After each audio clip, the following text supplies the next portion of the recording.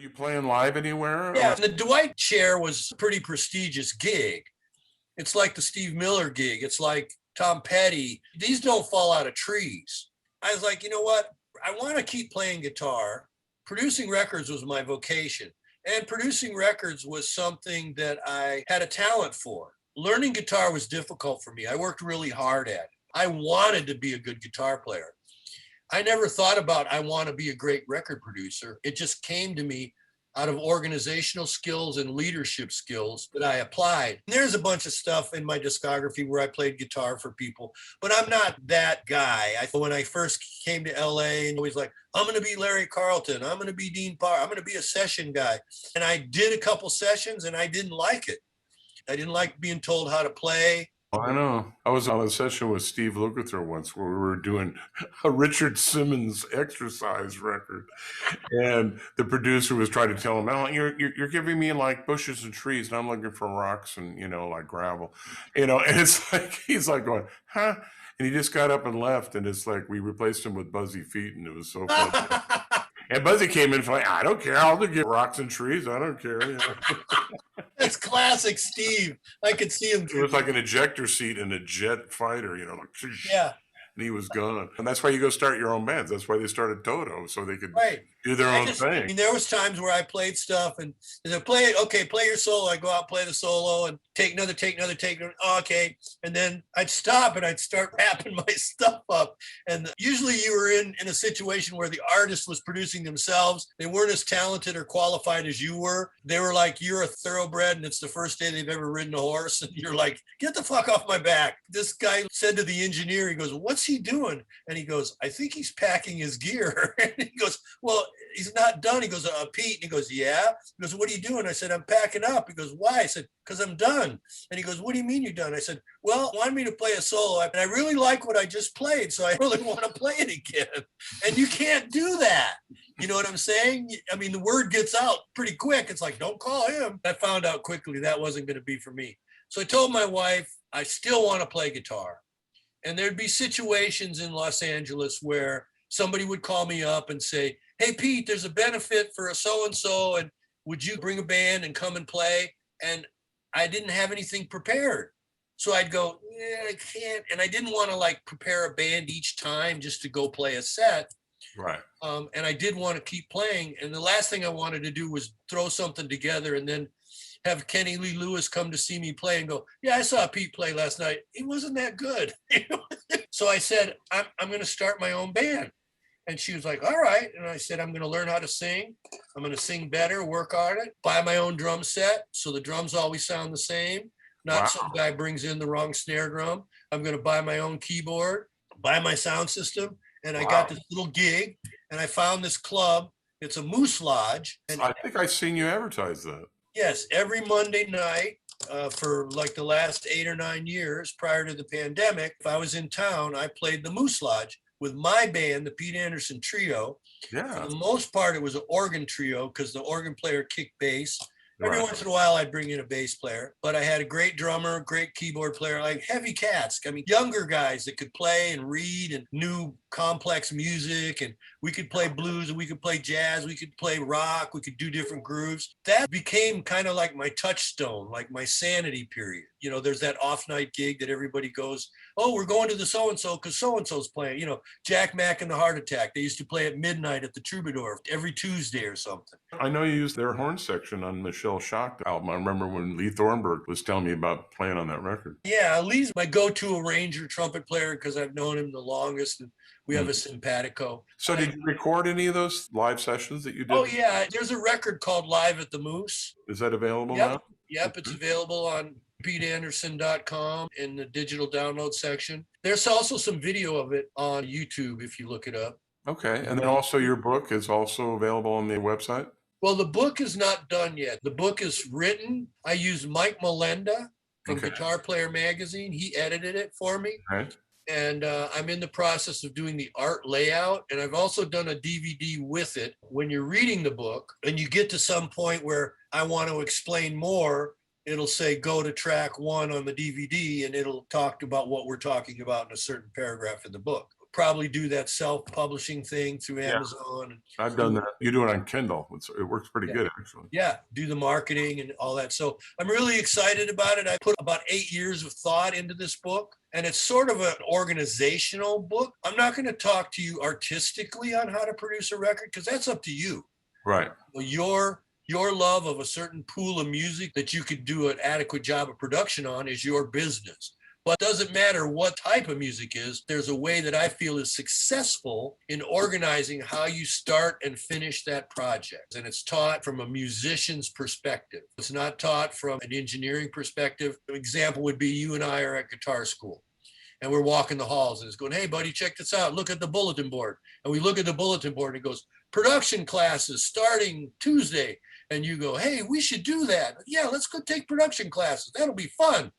We go into production classes first week, and the guy goes, okay, you have 5 dB at Sprinky Spronky, and the fader goes here. And I look at you, and you look at me and go, I'm out of here. I'm not an engineer. I got no fucking desire to engineer. I don't want to plug shit in. I don't want to know about phase. I don't want to know about anything. That's a recording engineer that becomes a producer. And I've tried to do all that at the same time, and it's very difficult. So it actually makes sense to have the creative mind free from all that tech stuff, because then you can flow like a river. Go get a coffee while he's figuring out how to patch in the side chain on the gate. Right, exactly. It's like, I don't see how anybody thinks that whatever gift you have or whatever desire you have to produce a record has anything to do with how to engineer a record. Right. It's just two different things. Yeah. Well, there's some people that can do it. Some people, like the Tom Schultz kind of guy, can do that stuff. Yeah, very rare. So John Hammond Sr. is the most classic musicologist producer. And he was like, and we all know John Hammond Sr. for your listeners.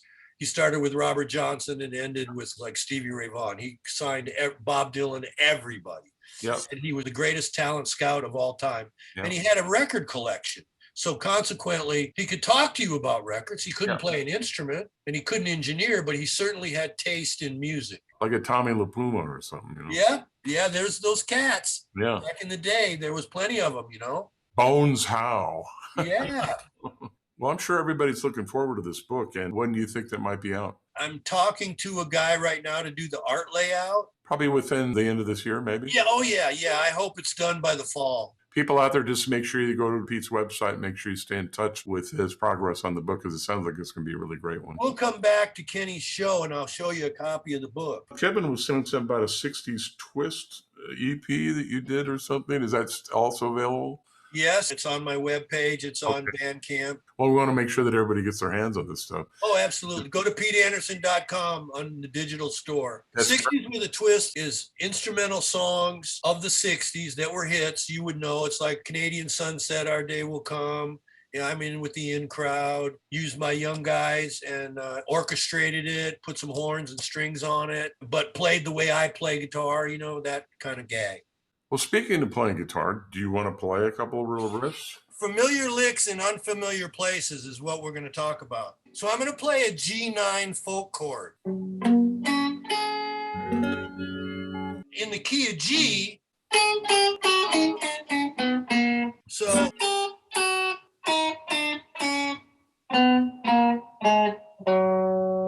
you have this shape and these strings right here. So you have a G9, a 1, a 6, a raise 5, a 5, a 4, a 3, just say a 1. So now, if I'm playing something funky in G, I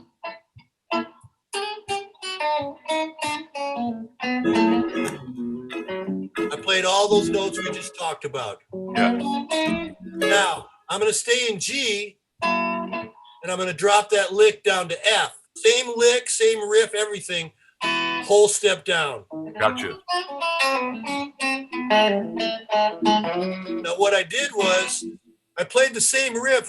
My fingering's the same. Everything's the same. But now I've got a 1, a major 7, a dominant 7, a 5, a flat 5, a 4, a minor 3, and a 2. So they're all pretty friendly notes in the key of G. So it helps me get outside G. So if I'm like,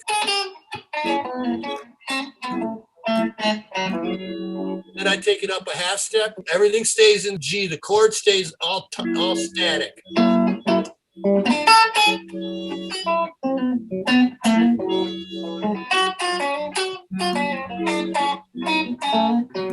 So the riff just moves everywhere you want to go. Yeah, that's cool. And so you get all these outside notes that are not scale specific. So it's like, I don't want you to know I'm playing Mixolydian. If I play a Mixolydian, you pick it off. It's like if you hear Dorian, you go, oh, that's Dorian.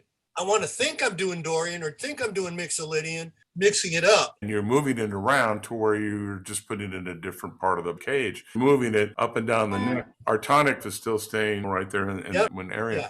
So that helps me get the notes I would not play in that order. So I've got a whole bunch of them. Okay.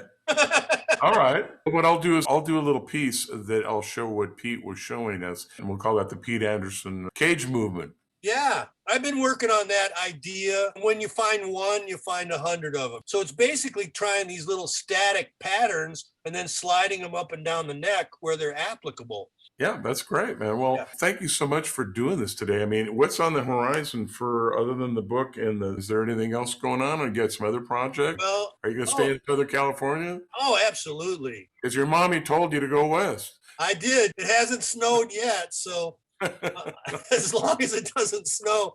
I got the studio in my backyard. I've had it here for more than 10 years. And, you know, I'm getting older and I have my desires change a little bit. I'm not super excited about, you know, getting in the van and going on the road anymore, but I am excited about teaching how to produce a record book. I'm excited about teaching that in a seminar situation. I did a bunch of records during the pandemic and it's like, I'm an old man. How did you find out about me? I'm like, Sarah Shook and the Disclaimers came from North Carolina, great little band. And she's like in her mid 30s. And I'm like, how the hell did you find me? And I likened it to like, she was looking through her dad's record collection and went, hey, is this guy still alive? Do you think he produces records?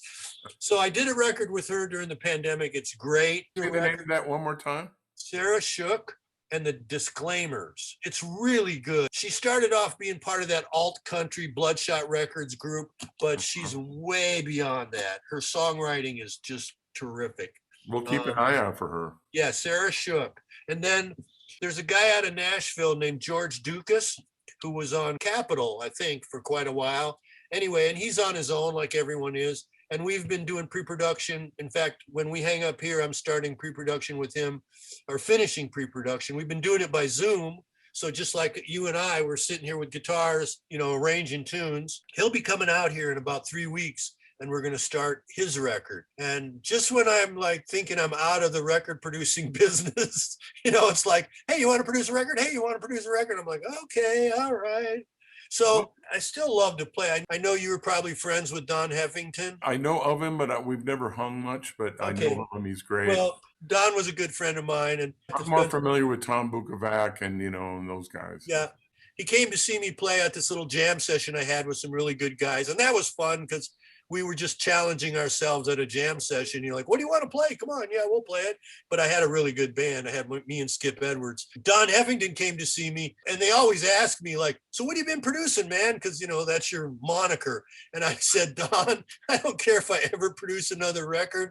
I don't want to co-write with you. All I want to do is play my guitar when I want to play it, how I want to play it, until I don't want to play it anymore. That's it. The gigs I've had last couple of months have been coming out of COVID. Just, you know, guy says, hey, you want to blow over my set? I said, yeah, man, I'll just show up. I don't know your songs, but I'll just blow over your set. Yeah. And man, and all kinds of magical stuff happens. You go, dang, I wish the tape recorder was rolling, you know. Isn't that cool? Yeah. I know I follow your gigs on Facebook. I know you've been playing a bit.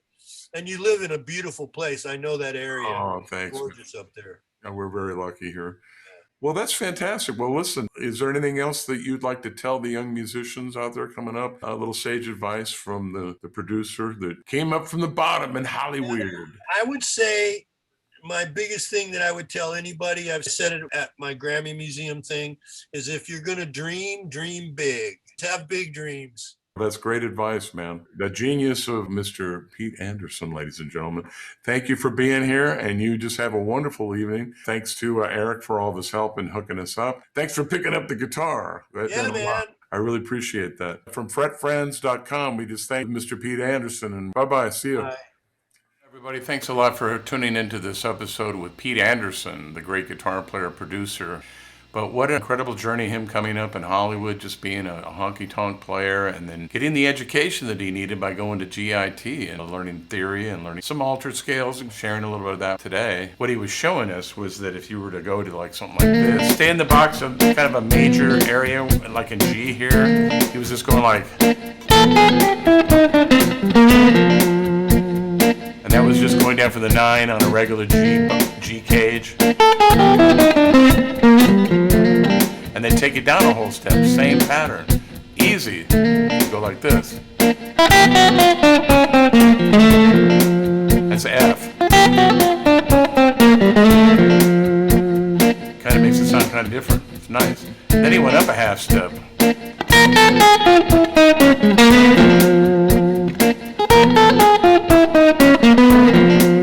Out.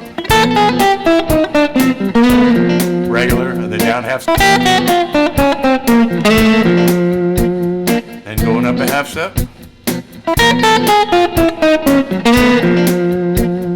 That was that kind of outside stuff he was talking about. So anyway, thank you so much for tuning in. For those of you that would like to take lessons on my Fret Frenz website, just go to fretfrenz.com and you can look at the sample lesson I have there. There's also a free trial for 24 hours. If you like this video you heard here on my YouTube channel, please subscribe to it and also like it. And in the meantime, the next one that I'll be putting together will be Danny Weiss, who was in Iron Butterfly and also was in the movie The Rose with Bette Midler. So until then, thanks a lot for tuning in to Fret Frenz Play and Tell series, and we'll see you on the next one.